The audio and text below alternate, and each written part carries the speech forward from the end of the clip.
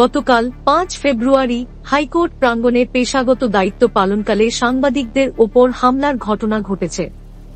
এতে এটিএন নিউজের senior reporter Jabed Akter গুরুতর আহত হন এবং তাকে কাকরাইলের ইসলামী ব্যাংক হাসপাতালে ভর্তি করা হয়েছে। এছাড়া এনটিভির বিশেষ প্রতিনিধি হাসান জাবেদ সহ আরও কয়েকজন সাংবাদিক আহত হয়েছেন। প্রত্যক্ষদর্শীদের মতে, পাবনার ঈশ্বরদী থেকে আসা বিএনপি নেতা কর্মীরা হাইকোর্টের রায়ের পর আইনজীবীদের বক্তব্য নেওয়ার সময় সাংবাদিকদের সঙ্গে ধাক্কাধাক্কি ও বাকবিতণ্ডায় জড়িয়ে পড়েন। এক পর্যায়ে তাঁরা সাংবাদিকদের ওপর হামলা চালান, যার ফলে এই আহতের ঘটনা ঘটে। হামলার পর সাংবাদিকরা ব্রিফিং বর্জন করে হাইকোর্ট বিভাগের বর্ধিত ভবনের সামনে অবস্থান কর্মসূচি পালন করেন। বিএনপির আইন বিষয়ক সম্পাদক ব্যারিস্টার কায়সার কামাল এ ঘটনার জন্য দুঃখ প্রকাশ করেছেন।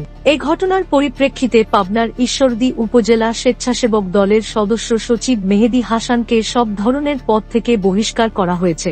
আইন, বিচার ও মানবাধিকার বিষয়ক সাংবাদিকদের সংগঠন ল রিপোর্টার্স ফোরাম (LRF) এ ঘটনার নিন্দা জানিয়ে জড়িতদের দ্রুত আইনের আওতায় এনে দৃষ্টান্তমূলক শাস্তির দাবি জানিয়েছে। সাংবাদিকদের ওপর এ ধরনের হামলা পেশাগত স্বাধীনতা ও নিরাপত্তার জন্য হুমকিস্বরূপ। এ ঘটনার সুষ্ঠু তদন্ত ও দায়ীদের বিরুদ্ধে যথোপযুক্ত ব্যবস্থা গ্রহণ করা জরুরি।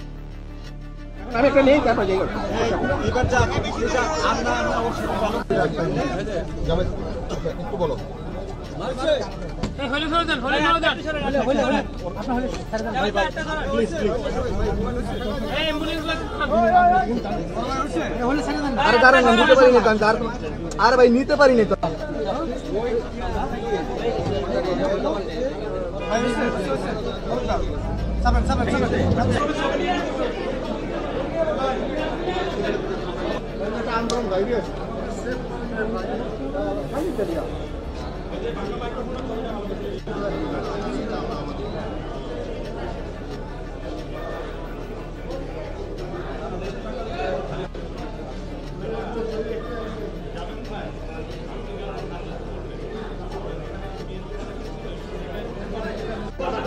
ভাই সবাই ছবি একসাথে নিয়ে দুজন দুজন করে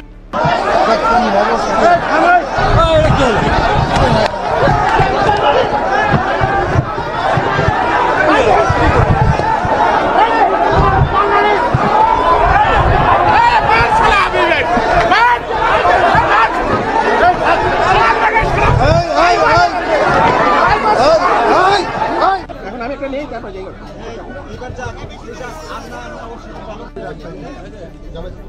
একটু বলো।